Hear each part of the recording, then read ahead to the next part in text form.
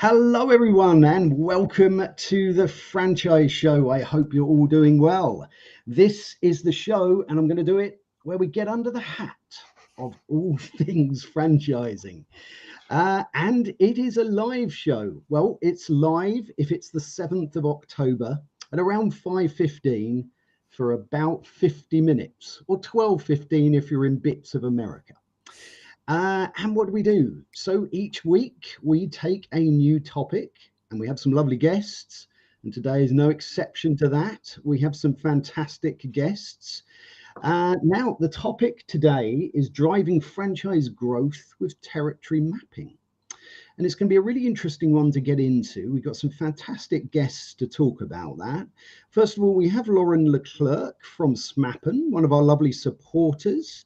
Laurent, welcome to the Franchise Show. Thanks, Harvey. Thanks for inviting me. You're most welcome. And we also have the lovely Chris Wotton from Poppies. Welcome to the Franchise Show, Chris.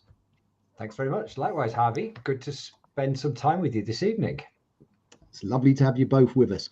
So just for people who are watching this either now live or people that look at this in the future, it's just going to be great to set the tone, do a little bit of an introduction. So Laurent, let's start with you. If you could give us a little introduction to yourself and also to Smappen as well. Yeah, so I'm the co-founder of Smappen. It's a franchise territory mapping software that's now being used by more than 400 franchise brands, mainly in Europe and North America. Fantastic. Excellent. It's a great introduction, and it's good to understand, you know, where you're at, where you've come from, and what we're talking about today. Chris, same for you, if that's possible. Perhaps a little introduction to yourself and your brand, and you know, and perhaps get into a little bit of why territory mapping was so important to you. Okay. Okay. So I'm Chris Wotton. I'm the MD of Poppies UK. Poppies is a cleaning service, predominantly domestic cleaning service, and we've been franchising in the UK since 1980. Well, actually franchising probably since about 1982. So the brand was born in 1980, started franchising, first franchisee in 83. So we were actually very early members of the BFA back in the day when franchising was, I'm not saying the Wild West, but I think there were still some people wearing hats. There were probably about 70 franchise brands in the UK, I think, at that time. So we've been in the industry a long time. I joined the Poppies network as a franchisee in '96, and through the route, eventually bought Poppies UK in 2018, and I've been the franchisor ever since. So I've seen franchising from both sides of the fence, really. You know, I bought a territory back in '96, and it's interesting. I think what was true of territories then is just as true now. I think almost, and no disrespect to what Lauren and his other colleagues do, but I think actually the secret to a franchise territory is the franchisee's belief in the territory. But how that works, so their confidence that they've got a good territory.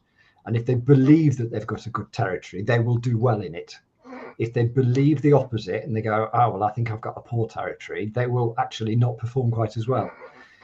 So in many ways, and in some ways, and I know there's a lot more science to it, that the art of territory mapping is the proof behind the confidence that the franchisee should have in that territory. I think that's really interesting and fantastic to hear. So your background as well. I mean, coming first of all from being a franchisee to then being the franchisor. I speak to lots of people in franchising. I always think it's the most fascinating journey if you have that journey, because you can empathize, like you see, you've seen it from both sides of the fence. So you know, when and again, I really like this idea of that the belief that something is good then reflects on how you perform. So how do we get, let's turn this over to Lauren now. How do we get people to believe a territory is good. You know, it's about building a picture of a territory, isn't it? You know, and I think it's a really fascinating concept there to try and believe in that territory as well as the science behind it. Love it. Great. Yeah. Yeah, I think, yeah, if you're a franchisee to believe, as you said, in a territory, or trust that his territory is viable. I think the franchisor first must trust in the territory. I mean, if you want to convince the franchisee that it's a good territory, so you must make sure on the franchisor side that it's a good territory, and so it means that you need to perfectly know your success criteria, and be able to size your territories accordingly. I think knowing your success criteria and being able to size territories properly, I mean, not too small because it needs to be viable, but also not too big because it will jeopardize your growth. I think being able to do that is part of the know-how of the franchisor. I think it's at the heart of the franchise system. Absolutely. So I think first step is the franchisors for the franchisor, he must ensure that it's a viable territory, and then he will be able to convince that it's effectively a good territory for Fantastic. the franchisee. Love it.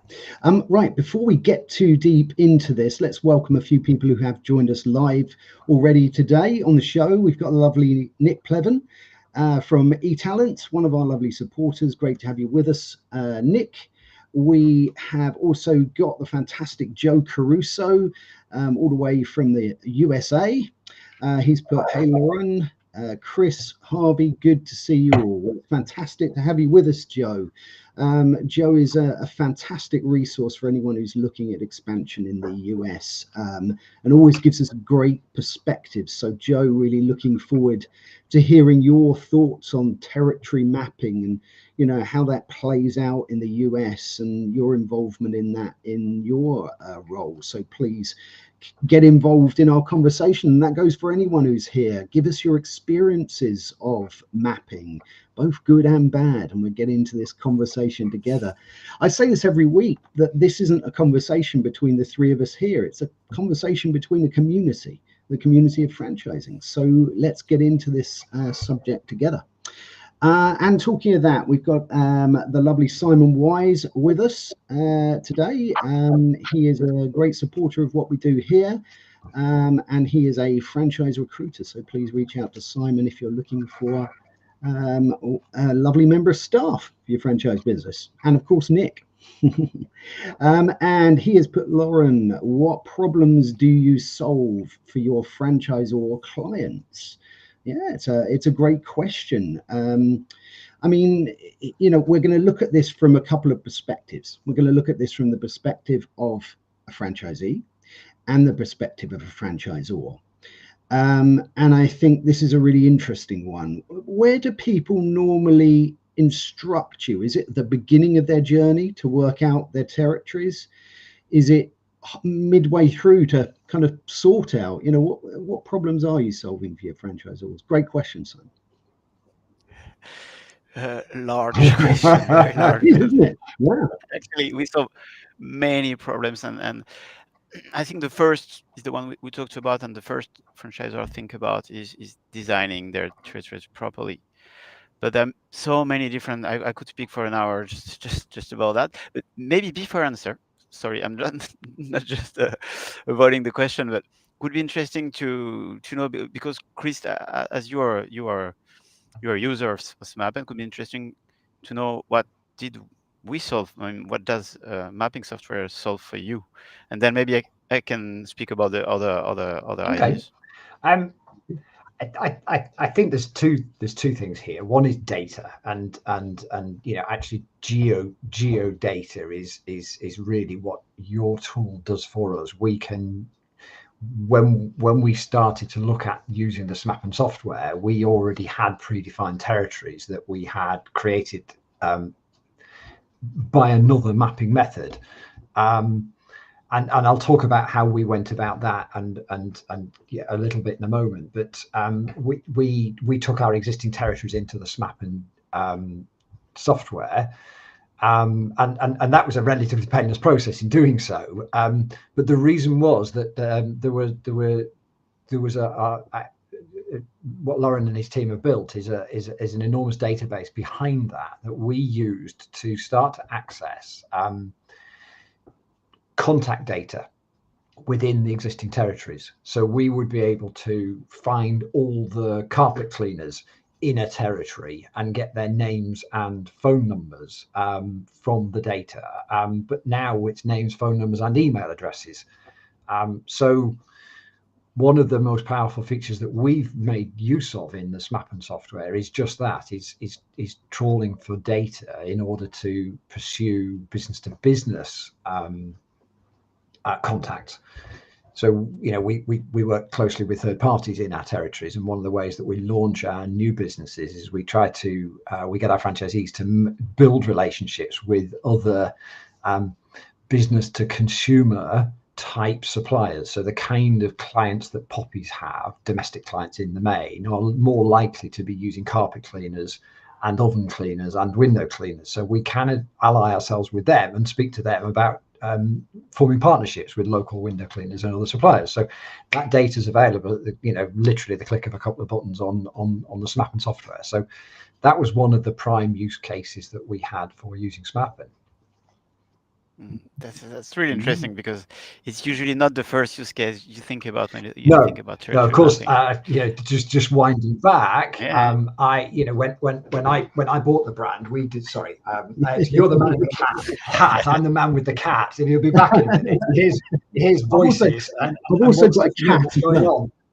I've just thrown him away, but he'll be jumping back in a minute. So yeah, there we go. So again, sort of. I love it. I love it, actually. Shark-like tail that walks across the screen. It's part of it. It's part of it because, and this is what I love about these. Yeah, we've got a cat at home as well, and he's always doing that. He's always trying to get involved. So yeah, I love it. So he's very welcome on the show. So welcome to the world, Fitch. So yeah, going back to the beginning, territory mapping for me was when I took over. We looked at all our territories. We decided it was time, a franchisee turned franchisor. There were lots of things in my mind about the model, which I kind of had in my mind. If I was in charge, I would do this a little bit differently. And then I got that opportunity to be in charge and to do some things differently. And one of the things was actually looking at the territories.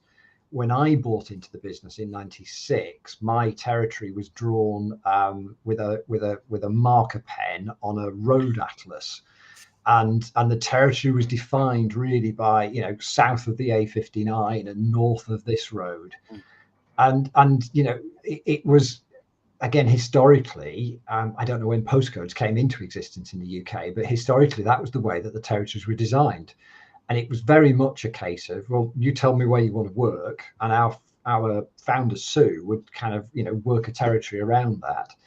Then we'd take that map to, in those days, a data firm called CACI, who had a database called Acorn, which was a classification of residential neighborhoods. So we would take the map to Acorn, and Acorn would then identify the different type of people in each of the enumeration districts. Now that's an old sort of UK data section. In the enumeration district is something to do with polling. So these things were defined as people types, one of 57 types, and we knew from research and having had a business, we knew that which types were Poppy's clients predominantly, which types were Poppy's staff.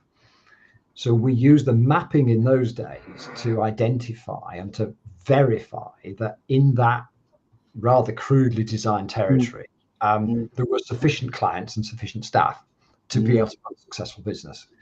And that was the confidence equation. Yeah. It also gave us, interestingly, demographically, there's a factor around where the staff are in relation to the clients, and that's kind of determines how the business operates. So classically, my territory is quite rural, and there's a mix of, you know, small towns and villages, and in each town and village there's potentially some staff and potentially some clients. If you look at a big city, a Roman city, for example, like Bath or Chester, the clients on a Poppies model are likely to live in the centre of the city, and the staff are in the suburbs. And public transport is designed to get people from the suburbs into the centre of a city. So operationally, the location of staff to clients is quite interesting, and it can determine how the business is going to be run. Yeah, absolutely. I'd never really thought about it in that way. I mean, you know, you clearly back in those early days had to go through a huge amount of really innovative stuff in order to collect this information together and apply it strategically to a way of not just dividing up your territory, as Lauren has alluded to, and as we're going to be talking about today, it's a huge amount more than that. You know, when you're talking about collecting this data and what you're doing with that data, it's so valuable, you know, in terms of building that belief in the territory. Absolutely. I mean, the technology's moved on, and we know it was very expensive in those days too. I mean, it was a £2,500, something like that, in the 90s. To have this plot, to have this data analysis done. So the challenge that we faced was if we drew those lines on the map in the wrong way or in the wrong place, and we had to go back and say, well, this isn't a viable territory, we'd have to spend the £2,500 again to have that data mapped. But that was the technology that was available, which has come on leaps and bounds. So I'm sure Lauren can speak about this a lot more than me, but you know, once you identify your client type, then and once a franchise has pilots and the first few franchises, you've got data, so you kind of reverse engineer that data, find the profile of your client, and then you can go and find where they are, and then you add that to the number of clients that you need to make a viable business. And for us, we think about drive time, just as a supermarket would think about, you know, a catchment area. And then, you know, again, by some kind of magical process that Lauren is such expert at, you know, he will come up with viable territories. And so from a franchisor's perspective, that means we can optimize those territories. We can make the territories more evenly sized. We can be confident in their viability. We can get as many as we want, or nearly as many as we want, provided that they're all viable. And we can tweak that as well, so we can do lots of kind of what if calculations before we get to a point where we freeze the frame and say, right, that's it, that's the Poppies territory map, and let's go out and recruit to fill that map. Yeah, I think it's really important what you've said there about the fact that get that right as much as you can when you're trying to set that territory, because number one, you have to do it again. That's a lot of work. Number two, if somebody's got a territory and then you say, well, it's changing, that can cause challenges and difficulties within your network, trying to explain to someone that their territory has changed or moved, you know, halfway down the line. So yeah, absolutely. But before we continue today, I want to recognize the fact that we've got the lovely Charles Caldwell with us. He's joining us from Hong Kong. Lovely chap. I've been on several podcasts with Charles. He is a lecturer at a university or a college in Hong Kong, and I believe it's about 1:36 in the morning there. So I always appreciate you joining us, Charles. So have a good night's sleep when you can. We've got a couple of good questions coming up from Simon Wise and from Joe Caruso. Let's have a little look first at one here from Simon, see what we make of this. Simon's put territory mapping can make or break a new franchise network. What advice would you both give emerging franchise brands? This is a great question, Simon, and Lauren and Chris. I like this one because this takes us back to the beginning of a journey for someone.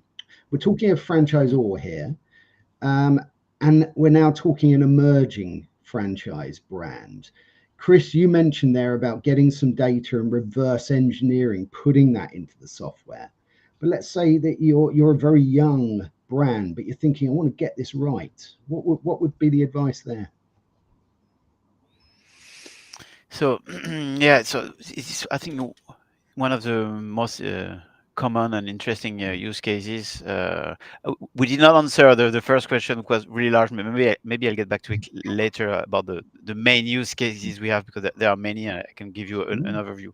But if we talk about this one, so the advice I would give is to be. I mean, there's like a methodology. If you do it properly, it's not really that complex. It's quite easy to do, and you know that you will have to iterate on it. I mean, you will not know everything right first time, because the more data you will have, the more accurate you will be in your predictions. But uh, the first thing you have to know is to learn about. It's all about data, like Chris said, to gather as much data as you can to know first what is your typical influence area. So on your 1, 2, 3 first locations, you need to know if you have customer data, ideally, or then do interview your customers. What's your typical influence area? Can be either a catchment area, if people are coming to your store. So how far do they come from? Is it 10 minutes walk, 15 minutes by car, etc.? So you need to know how far people are coming from. So that's your catchment area. Take a look at the catchment area of each of your locations, and you know the average is, if you open a new location, people will come from 15 minutes drive time and no more. So it's a first a point that you need to know. If you serve your customer, if you're moving, then you need on your own to define your service area. What's the maximum drive time or distance I want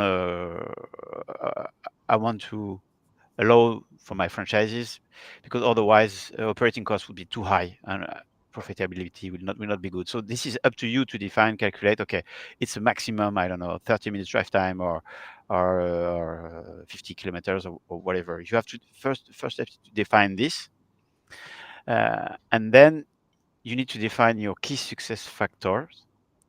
So the starting point is your ICP, so your ideal customer profile. Like, who's my target? Who are my customers? And it's exactly what Chris said. Is it's about having data, know your customers. So either because you have a program that helps gathering data about your customers, or you do regular interviews, etc. But you need to know the key demographics, or the key characteristics of your target customers. Once you've defined these characteristics, then you need to put numbers on it. Like, for instance, my target is kids from 6 to 15, for instance, because I do football classes for kids. Okay, so once you know these are your target, you need to put numbers on it. So what you'll take a look at is, for your existing locations within my influence area, uh, how many people do you have in my target? For viable, so this will give you, I said, the minimum number for viable strategy. I mean, if a location works with I don't know, 50,000 kids within the catchment area, it means that I can duplicate this. I know it works with 50,000 kids within the area. Maybe it works with less. It's something you have to probably have to try or challenge, but at least you know that it works. So it gives you a first clue for your success criteria is, I need a minimum of 50,000 kids from 6 to 15. I know I'm successful if I have this. So you can have different criteria. They can be also about businesses around. Like for Chris, interesting to know how many carpet cleaners I have around, how many. So it can be also linked to B2B. It can be also linked to prescribers you can have around. So it's up to you to define who's your direct target, or indirect if you have prescribers. And then put numbers on it, Mm. and define your key success criteria. I think that's really the basics. And then for a new location, to size it, so the minimum size is defined by your success criteria. I mean that you have to size your territory to have a minimum. For the example we had of 50,000 kids in the area, but the maximum is your typical catchment area.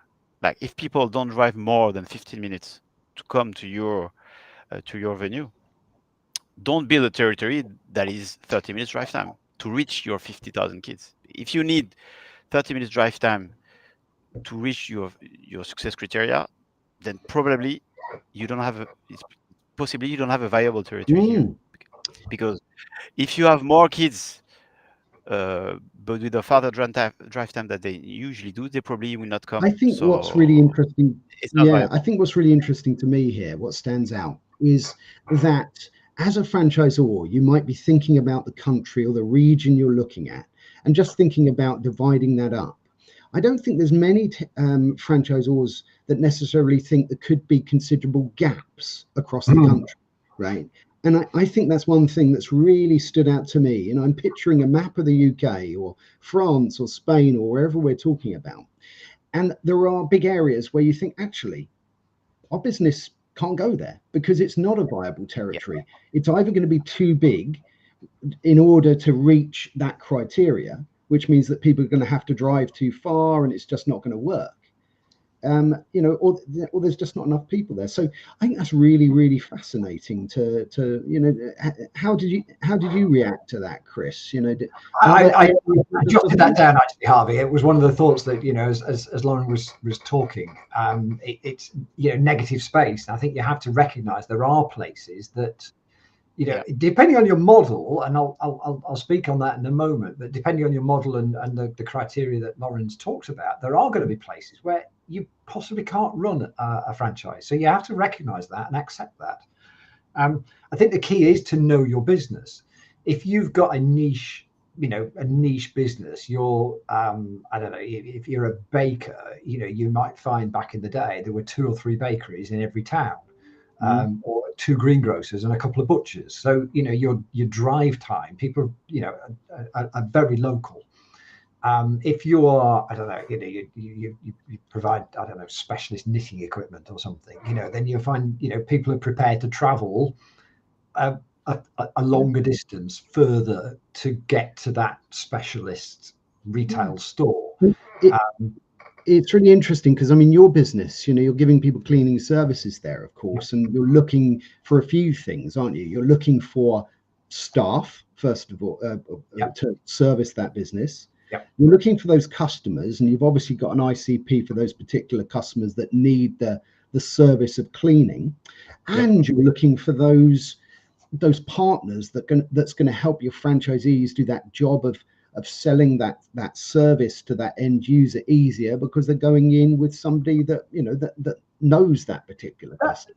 That's, you know, the partnerships we talked about earlier, the data is an add-on really, and it is helpful for us to have those relationships with local suppliers, because we like to think our franchisees become a kind of a trusted signposter to domestic services once we're in that role of providing a client with help in their home. You know, clients then very often will say, well, do you know somebody who can ... And having somebody you can refer to is great, but also having them referring us, you know, as they're going in and out of other clients' homes is important. So it's a marketing element to that. But the other thought I had when Lauren was talking is to a degree, it's about the data set. When you say know your clients, you've got to know how your clients fit into a particular data set. And I mentioned earlier that we worked originally with Acorn.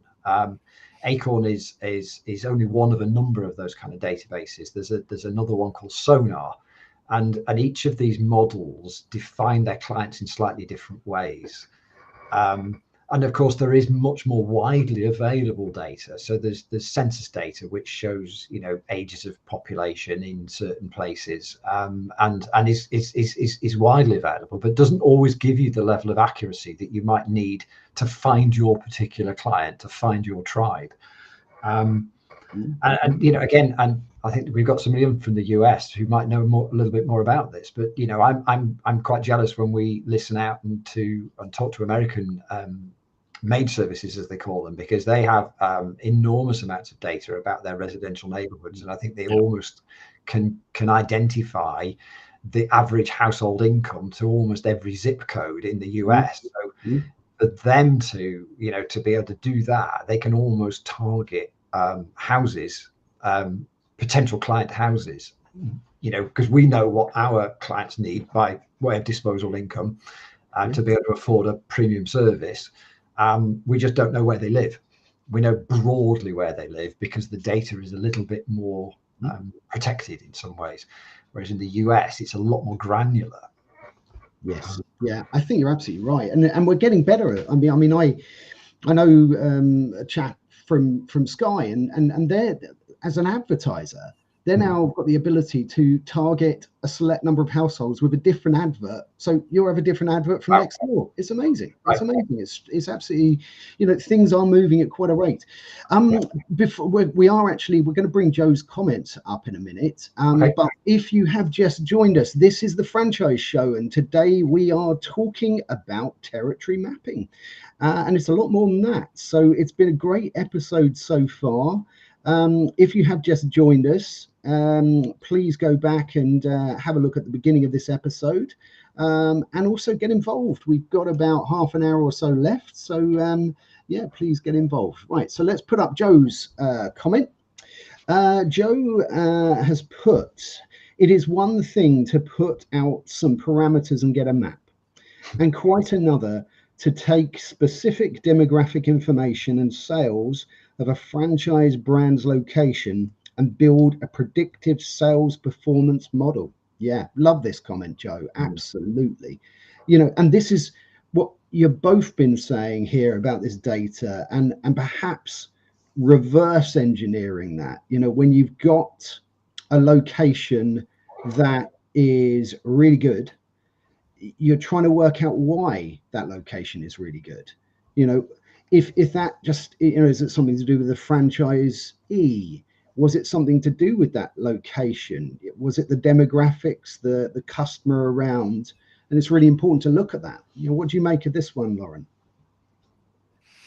The prediction of sales performance modeling, this is a very tricky and a very interesting questions, and it's part of the there are two use cases for that. So either for a new location, you want to know, maybe your metric could be the prediction of sales within a given territory, but it's also one interesting use case that is maybe, I think, underrated, is using the data and predictive models, and specifically customer data, to assess an existing location and help the franchisee perform better. And mapping can really help your franchisee perform better with their territories, really. So concerning the methodology is really, again, you need data. That's the input. You really need data. You need to have customer data. So ideally, for instance, if you have an existing location, mapping your customer data, the franchisee's customer data, will help you first see where they have customers, where they don't. Seems quite basic, but it's already a very interesting information. You also know the potential according to your metrics. Okay, you know where are your target demographics, where they are, and you will then be able to calculate your penetration rate within the whole territory. But then you can also visualize it. I mean, within the territory, what's my penetration rate, north, south, west, etc. And this will give you another view. It's more about, not about where is my potential, but what is left for me, and where do I have to prioritize my effort. And this is very powerful when you sit down with the franchisee, analyze his customer database, match it with the potential, and say, okay, look here, this part you're working pretty well. You need to focus here because that's where you have most of your potential. So that's the first thing. If we go farther than building a predictive model, you can do it in many different ways. The most efficient, the most basic, easy to use, I think, is first calculate your penetration rate. You need two parameters, three parameters to be know your target. This one you should be done already. You should have it already. Second, know your penetration rate for each of your franchisees. So you know for each of your territory the potential market, the number of customers divided by your total potential market gives you the penetration rate for each of your locations. Okay. Third parameter, the average revenue per customer, the average basket per customer. And you can just, it's a simple model, but it works pretty well. If you know your average penetration rate, average basket, then for each new territory, you just multiply your potential by your average penetration rate multiplied by your average basket. It will give you the potential. It's just a potential. It's very theoretical. The more locations you have, the more accurate it will be. But I say it's just a potential because actually, from what I've heard, many discussions with many franchisors, the number one factor that affects the revenue is the franchisee. That's the first. Yeah, That's the first one. So you can have the best territory if you don't have the right franchisee. It won't work. It won't work. So number one, you can estimate the potential, but the number one is to have the right person in place. But it's anyway can be a very interesting indicator. Yeah. Then you can calculate it, can even put it on a map, on a heat map, to see where's your potential. I think it's really interesting. I mean, one of the things that I was thinking of here is we've got a business like Chris's and Poppy's where you've got, it's slightly different when you've got a service-based business where you've got a franchisee that's based in a territory and they can, to a degree, travel around that and look in a sort of larger area for potential customers. When you take something like a bricks and mortar QSR brand as an example, right? So you've got a coffee shop or a burger bar or something like this, okay? And they are choosing a particular location and it's very, very specific. It's got an address, they fitted it out, it's going to be there for 5 years at least, maybe 10 years. The parameters and the data is, they will do things like footfall counts, capture rates, average transaction values, but you've also then got to have an idea as to the type of people around. If it's a young, trendy brand, what are the demographics of the people that are there? And then when you've got this together, that's kind of what adds up to a potential successful territory, doesn't it? Just before we continue, I do want to recognise the fact that we have the lovely Penny Hopkinson with us. Penny is a supporter of the show, and she's somebody that you can reach out to for your ops manuals. I always love to show her book as well, and here it is. Manual magic, and it's the right way round. And Penny can help you get your ops manuals the right way round as well. I'm very pleased with that. It's good, isn't it? Let's have a look. We've got a few more questions, and we've got around 5 or 6 minutes. So I want to make sure we've recognised everybody who's here, but also got in these questions as well. So we've got a question coming up from Simon, and we've done the one here, so let's bring up Simon's question actually. Let's go to the one that he's put down here. There we go. Right, so Simon has put, when do you map? Before the agreement or the ops manual is finalized? Okay, mapping will give you a deep dive into the potential of a franchise network and enterprise performance and value, don't you think? Okay, so yeah, is it better to do mapping? Again, we're talking about an emerging business here. When you're setting up your business, is it better to do this work before, or is it better to get your franchise model and your ops manual in place first? What do you think of this one, Chris? I think you've got to pilot. You've got to pilot your business, and I think that in doing so you prove concept. You've got to run multiple pilots in some types of models, but all of that is going to be, I think, in parallel with developing that ops manual. Really, I suppose ops manual, then pilot, because it tests the manual, it tests that it's complete and so on.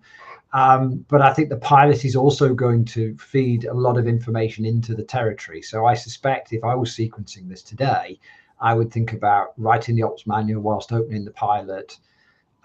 Then once the pilot is been successful, probably firming up what the territories look like, and plotting those, and then go to market with that. It's incredibly difficult. It is. Territories and franchisees are probably the things that cause most friction. He's been in my territory. I'm not been in his, and so on and so forth. These there are adjacent territories. People get very sensitive about somebody else getting an inquiry and being passed on. I pass you loads of inquiries. You must be getting loads for me. Why aren't you passing them on, etc. So there's always this nervousness about territories. There's also nervousness about changing them. Every franchisee that I've met wants half the country. They want a region. They want counties at the outset. So if you haven't defined your territory, you could be persuaded in that process to sell an opportunity to somebody that's far bigger than it should be, and then they'll never actually make use of it. Yeah. And then it's the devil's job, to take that off them. Even if they, you can evidence at renewal stage that they've not used that, they'll be saying, "Well, I want some money back because you're taking territory off me," but you don't use it. And you can imagine the argument. Of course, it's why it's so important to get it right, isn't it, at the beginning? It's important to get it right. It's important for the franchisee's success. They need to know that they've got a viable territory. Back to this confidence thing. It's important for the brand to know that you've maximised what you can use, or the number of territories that you can sell in an area. And the equality of those, the fairness of those territories is also quite interesting, because it can breed a bit of competition. If they are relatively evenly set up, and ours range from sort of 48 to 57,000 potential customer households, so they're reasonably, they're plus or minus 15%, 10% is that, maybe 12. They're reasonably even. It just helps to benchmark one business against another. So there's lots of good reasons for getting the territory right in the first place, and I think you need to have the territory before you go to market to recruit franchising, because otherwise the temptation is to give them a couple of bits or 3 bits, and you'd lose potential as a result of that. Definitely. That's I want to end quickly with Simon's comment here, because we've got a couple of minutes left before we move on to the last section. And actually, this is going to be one for you, Lauren, and I think it's a relevant one, and I think people are going to be interested in this one. So I wondered what you made of this. Simon's put, does competitor analysis form part of the mapping process? What do you make of this one? I mean, this is a really important one to find out where other people who provide a similar service, and can you work alongside them, and so forth. Yeah, it's important in 2 ways. I think the first and the most obvious is determining the potential is not only about so in the metrics we talked about the potential, but you need also to take into account ideally competitions. I mean, if you have a certain potential, if you have a lot of competitors, you should take it into account probably to size the territory. So I think it's one of the parameters you can take into account to size the territories. But on the other hand, it also depends on the businesses. It's something that you can use to know where are the best locations, actually, because if you have, I mean, your competitors have the same target as you do. So if they're around, it's probably a good idea. to be there. It's probably a good idea to be there. So it's I mean it's a double-edged sword. Yeah. So it's good and it's bad. So it depends also on your strategy, and it depends on your businesses. I mean, for some businesses, it's even better to have competition around. For instance, for some kind of purchase, if I want to buy a new kitchen, for instance, I want to compare. It's very expensive. I don't want to see one possibility. I want to see different possibilities. So I'll go to a place where there are different providers, different shops, and I want to be able to choose. If you're alone, probably nobody will come and visit you. They will visit a place where they can visit different shops and make a choice. So for this kind of purchase, it could be, on the other hand, very interesting to have I think it competition can around. work with Or restaurants same, and coffee shops as well. exactly, restaurants is the Yeah. same, because I mean, especially for lunch, if people want to go out for lunch, they want to have the choice. They want to go maybe in the same street, but they want to choose. They don't want to eat the same thing every day. So it's a very good idea, yeah, for restaurants to be in a place where there are other restaurants. Yeah, for Absolutely. sure. Fantastic. Well, we have come to the end of the first section of today's show. So we are now going to get to a part of the show where we're going to stop talking about territory mapping for a little bit, and we're going to find out a little bit about our lovely guests. But this is where my camera will go off for a moment or two, because it's now technically illegal to see me without wearing some sort of hat.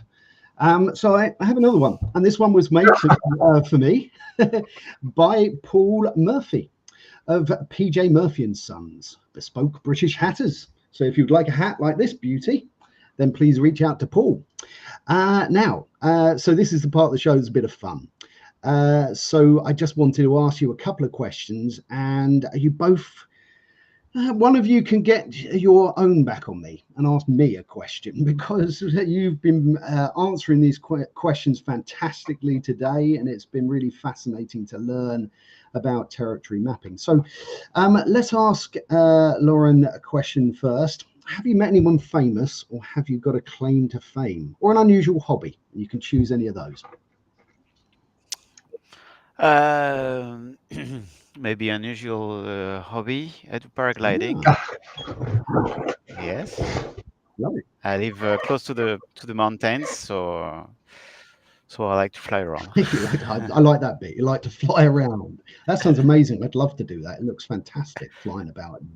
Yeah, it is. It is really. Same question to you, Chris. Have you met anyone famous? Have you got a good story about that?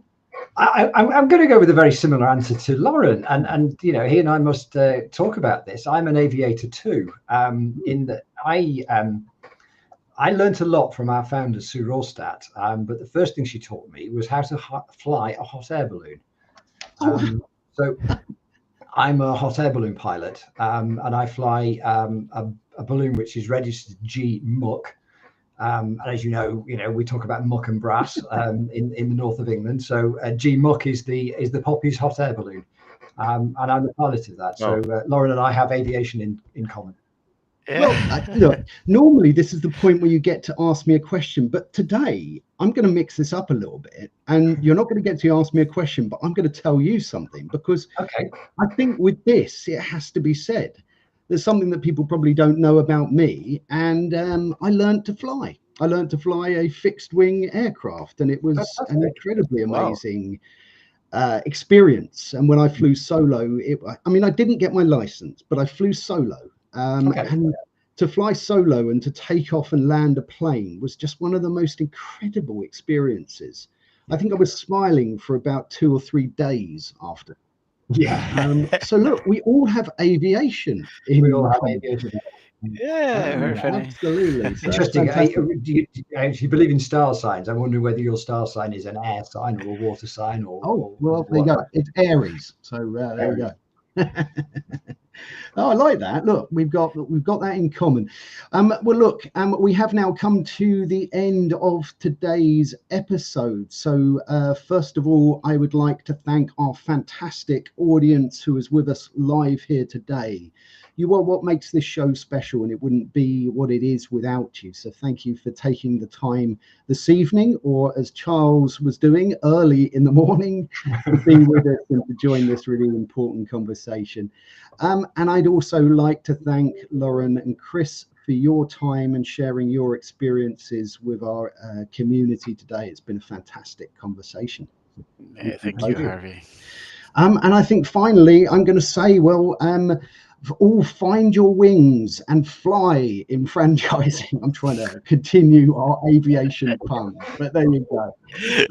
And next week on the show, next Tuesday, 14th of October, we are going to be talking about franchise validation and qualification with the lovely Neil Newman from Gather. So please join us 5:15 next Tuesday.